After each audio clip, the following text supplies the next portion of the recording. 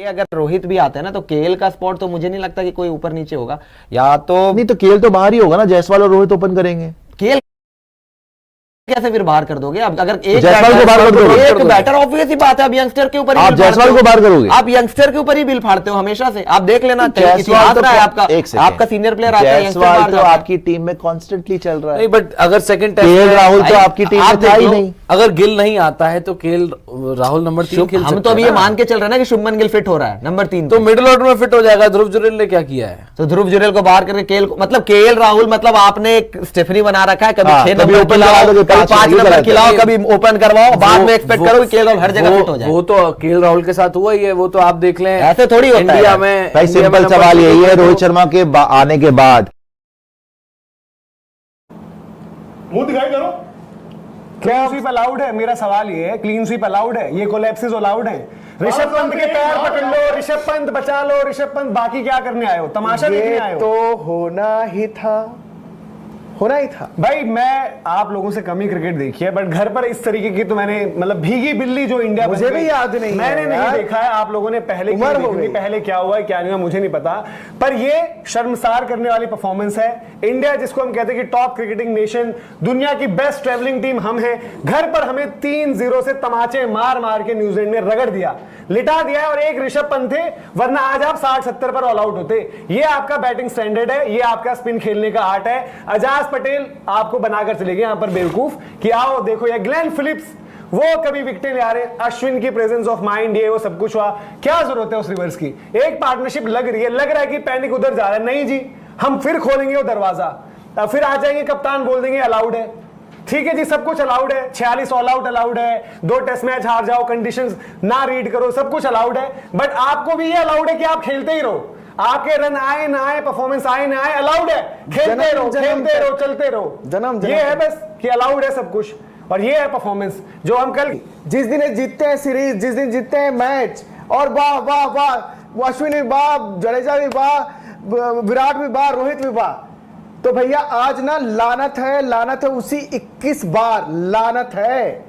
147 के लक्ष्य को एक बंदा दूंगा भाई, पहले ही शॉट पे आप बचते हो, उसके बाद मैं कहता हूं आपके अपने डिफेंस को ट्रस्ट नहीं करते हो, आप जाते हो। शुभमन गिल आते हैं, उनको कुछ पता ही नहीं चलता है। विराट कोहली आते हैं, पता नहीं अतीत के, पास्ट के किंग, कहां के किंग भाई? अब जब किंग थे तब थे, अब नहीं हो।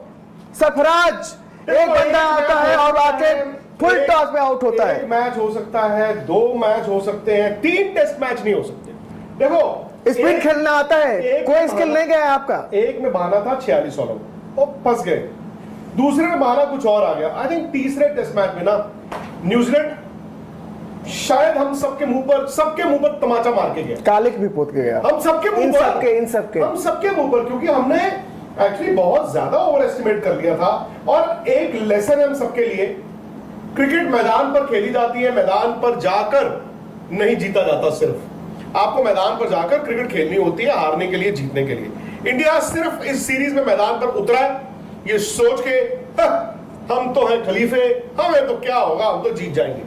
वो आईना दिखा गए आपकी क्रिकेट का, अब आपकी क्रिकेट का आईना दिखा कर गए। रोहित शर्मा, विराट कोहली, आप आज भी नहीं मान रहे तो ठीक है, what they have done ट्रेमेंडस, they have served the nation. ये 2007 से खेल रहे रोहित, 2008 से खेल रहे विराट, बहुत साल हो गए। हर प्लेयर डिप करता है, हर प्लेयर जो है वो पीक पे चढ़ता है, और हर प्लेयर जो है वो आता है और चला भी जाता है। आई थिंक अब यहां से फ्लैशेस ऑफ ब्रिलियंस आपको जरूर दिखेंगे। कभी एक इनमें से आके कोई 100 बना देगा, कभी तो 200 बना देंगे। केएल राहुल लबुशेन बने थे, प्रॉपर टेस्ट क्रिकेट खेल रहे थे, जो एक ग्राइंड की जरूरत होती है आपको इस तरीके के विकेट्स पर, वो खेल रहे थे।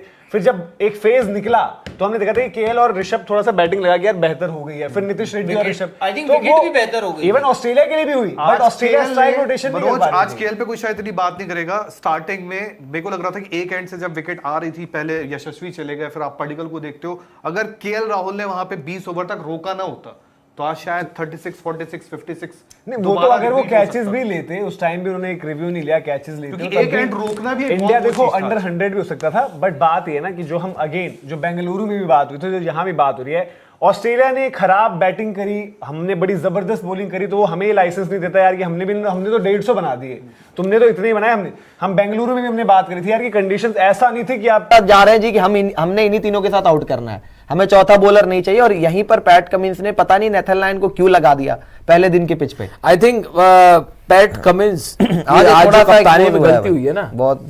बुमराह को शायद अंडरमाइन कर गए मुझे भी लग रहा है ऐसा थोड़ा। पैट कमिंस, क्योंकि अंडरमाइन मतलब देखो, एक रोहित नहीं ये आया जो गेम, एक ये गेम के लिए कैप्टन है सिर्फ। जिस तरीके की पिच बनी है ना, it's a game of very fine margins. Batting हमसे नहीं हुई तो तुमसे भी नहीं होगी, है ना, और तुम्हारे बैटर तो वैसे ही फॉर्म में नहीं है।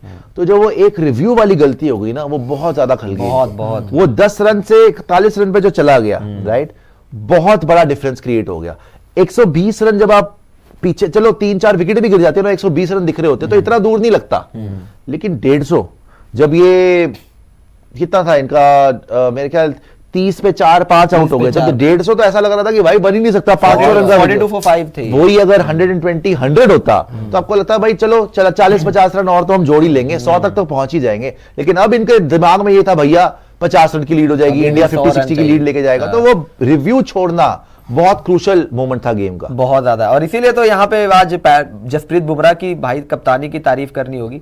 किसी ने रेट नहीं किया था जसप्रीत बुमराह को जब वो बतौर कप्तान यहाँ पे पहला टेस्ट मैच में जाने वाले थे। इनफैक्ट हम खुद बात यही कर रहे थे कि बुमराह वर्सेस कमिंस, कोई भी आंख बंद करके बोलेगा कि पैट कमिंस को ही चुनेगा, जिस तरीके की उन्होंने कप्तानी की है। WTC champion, world cup winner, और सामने जसप्रीत बुमराह जिसके पास एक टेस्ट मैच में कप्तानी करने का अनुभव था इसके पहले, जो कि इंग्लैंड में कर रही थी, वो मैच आप हार गए थे। तो ऐसे में किसी ने रेट नहीं करा, लेकिन बुमराह ने जो लीड करा है, खुद सामने से आके देखो, फ्रंट से लीड करना, विकेट निकालना, फाइफर हो गया था, ऑलमोस्ट हो ही जाएगा कल तो फाइफर वो ले ही लेंगे जिस तरीके से गेंदबाजी करा रहे हैं। तो आउटस्टैंडिंग कैप्टेंसी, लास्ट मोमेंट तक भी फील्ड प्लेसमेंट देखो, जिस तरीके से सिंगल डबल तक लेने के लिए तरसा दिया था। वो 52 बॉलों पे जो 2 रन बने मानस लाबू